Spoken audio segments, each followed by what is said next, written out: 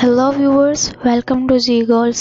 Today my topic is text selection and change text size.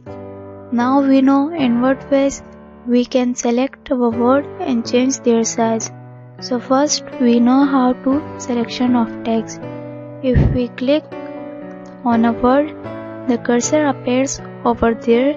If we need to select a word, double click on it.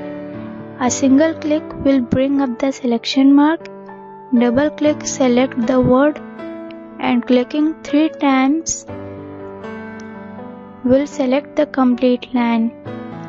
If you bring your mouse pointer here and by clicking on it, the whole line will be selected from here. So these were the ways to selection.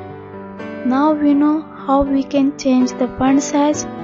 So we change the size of this text.